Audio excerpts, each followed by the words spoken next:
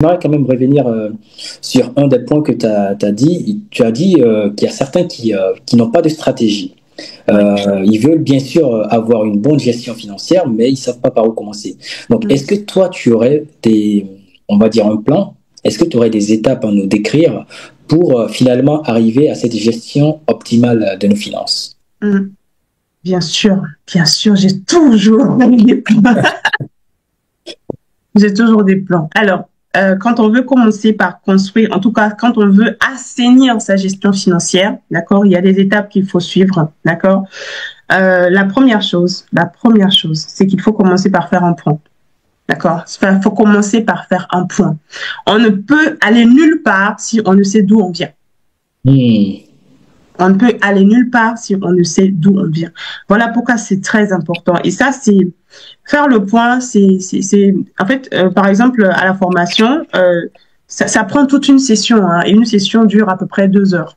Voilà, où on prend vraiment le temps de faire le point. Faire le point, c'est quoi? Faire le point, c'est de me dire, OK, aujourd'hui, où est-ce que je suis? Où est-ce que j'en suis dans mes finances, d'accord?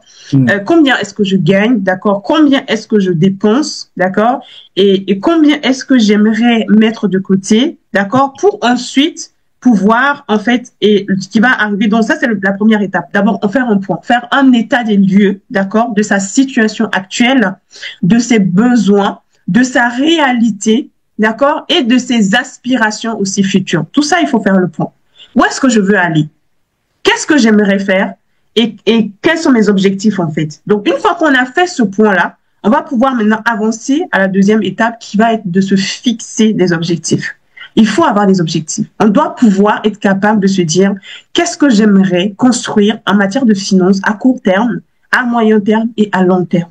D'accord? Et quand je parle à court terme, c'est moins de 1 an. Hmm. Moyen terme, on est entre 1 et 5 ans et long terme, on est un peu plus de 5 ans. D'accord?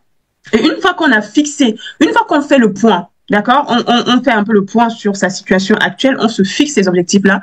La troisième étape, ça va être de créer un budget qui reflète en fait ma situation parce que chacun de nous est différent, chacun de nous, nous avons nos réalités qui sont différentes. Donc, on ne va pas forcément pouvoir en fait épargner ou même vivre les mêmes restrictions. Une personne qui est célibataire, qui n'a pas d'enfant, n'a pas les mêmes réalités qu'une personne qui est mariée, qui n'a pas la réalité qu'une personne qui est peut-être père solo ou maman solo. Voilà, on n'a pas forcément les mêmes réalités. Donc, c'est là où justement créer en fait un budget qui va être en fait qui va refléter en fait ta situation actuelle et justement qui va être aligné avec en ce moment tu pourras une fois que tu auras fixé tes objectifs ça pourra t'aider à te dire ok imaginons par exemple que je me projette en fait à acheter par exemple je me dis oh mais j'aimerais bien devenir propriétaire d'un bien immobilier par exemple dans 3 ans ok bon combien est-ce qu'il me faudra par exemple comme épargne dans 2 3 ans pour que la banque soit pour que je puisse être crédit, par exemple, auprès de ma banque pour avoir, en fait, un crédit.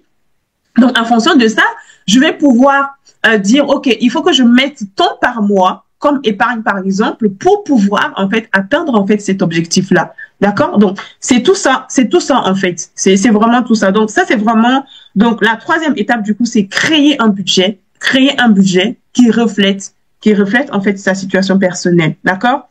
Maintenant, la quatrième étape, que moi je conseille souvent, c'est vraiment d'épargner avec constance. Parce que l'épargne, c'est un exercice, c'est pas évident. Voilà, je l'avoue, c'est un exercice qui est pas évident. Beaucoup de personnes peuvent commencer, mais ont du mal à être constant. D'accord? Parce que on peut avoir des sollicitations qui arrivent de partout, des situations effectivement qui arrivent de partout, et on peut être très vite en fait déstabilisé.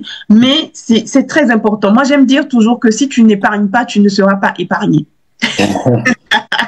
C'est bien dit ça. Voilà. Si tu n'épargnes pas, tu ne seras pas épargné. C'est très important en fait. D'accord? Ensuite, la cinquième étape que je propose, c'est vraiment la diversification. D'accord? Quand on a assaini sa gestion financière et qu'on a appris à se discipliner, on s'est fixé des objectifs, qu'on a un budget qui est défini, qui reflète notre réalité, ce qu'on veut, là où on veut aller, et qu'on a pris cette habitude d'épargner, on constitue en fait un certain montant en fait d'épargne. Et à partir d'un certain montant d'épargne, je veux vous le dire, moi en général, ce que je vais toujours conseiller, c'est c'est de toujours avoir, comme l'a dit tout à l'heure Michel, avant de penser investissement, il faut toujours avoir une sécurité. Et cette sécurité-là, c'est-à-dire que tu dois quand même avoir un minimum d'épargne de 3 à 6 mois. 3 à 6 mois, c'est à peu près, en fait, le montant, c'est-à-dire de l'argent liquide que tu dois avoir quelque part, d'accord? C'est-à-dire que tu dois être capable de pouvoir survivre pendant 3 à 6 mois si jamais tu te retrouves, en fait, sans emploi. Wow. Ça, c'est une règle qu'il faut appliquer. 3 à 6 mois. Tu dois être capable de pouvoir vivre 3 à 6 mois si quelque chose t'arrive, une maladie, un problème qui t'empêche de ne plus pouvoir compter sur tes propres forces humaines. Tu dois pouvoir survivre. Et normalement, en 3 mois, tu peux pouvoir rebondir pour trouver un autre emploi, mettre sur pied une entreprise, bref. Donc, tu dois avoir au moins cette épargne-là de minimum de 3 mois de liquidité disponible. Et cette liquidité, elle va correspondre à peu près, on va dire, à 3 mois de salaire. D'accord? Que tu dois avoir de côté de liquide disponible, accessible immédiatement. Au-delà, il faut investir. Au-delà, il faut diversifier. Au-delà, il faut le mettre dans des produits, il faut mettre voilà, il faut le mettre quelque part. Voilà, soit dans un bien immobilier, en fait, il faut faire travailler l'argent au-delà. Sinon, bah, c'est s'appauvrir, en fait. C'est s'appauvrir, en fait. C'est vraiment s'appauvrir. Donc, ça, c'est vraiment la dimension de la diversification. C'est pour ça que, au niveau de l'académie SFC, j'accompagne, et bon, la formation elle est là depuis un peu plus d'1 an, et c'était aussi ça aussi le but aussi de ces partenariats avec le club Rehoboth, parce que moi j'estime aujourd'hui par exemple que toutes les personnes qui ont participé par exemple à ma formation depuis plus d'1 an, normalement ceux qui sont prêts, ceux qui ont suivi les règles normalement aujourd'hui sont prêts à passer à une autre étape. Voilà. Mais c'est quelque chose, ça c'est quelque chose que je ne présentais pas il y a 1 an. Je parlais pas du tout de ça il y a 1 an, parce que il faut d'abord asseoir cette culture de gérer correctement ses finances. Ensuite, on peut maintenant penser à la diversification en fait. Et je vais terminer en disant quelque chose de très important que les gens négligent. Il faut travailler sur son éducation financière. En fait, j'ai même envie de dire, en fait, quand je préparais ce moment, j'hésitais, est-ce que je le mettais à la première étape ou je le mettais carrément à la fin. Mais en réalité, j'ai envie de vous dire que travailler à son éducation financière, c'est la base de tout. J'ai même envie de dire, avant même de faire le point, avant même de fixer des objectifs, vous devez travailler à votre éducation financière. Et ça, c'est quelque chose parce que la connaissance, quand il te manque la connaissance, bah, en fait, t'es pauvre, en fait. J'ai envie de dire que le pauvre, ce n'est pas forcément celui qui n'a pas d'argent dans son compte. Le pauvre, la pauvreté, c'est la pauvreté intellectuelle, en fait. Quand tu ne sais pas, quand tu ne connais pas, quand tu n'es pas éduqué financièrement, quand tu n'as aucune notion d'éducation financière, c'est ça la vraie pauvreté. Parce que tu peux tout perdre, en fait. Quand tu es éduqué financièrement, que tu sais comment fonctionnent les finances, que tu t'intéresses, en fait, et que tu t'éduques en matière de finances, tu peux tout perdre du jour au lendemain, il n'y a pas de souci, ta maison peut prendre feu.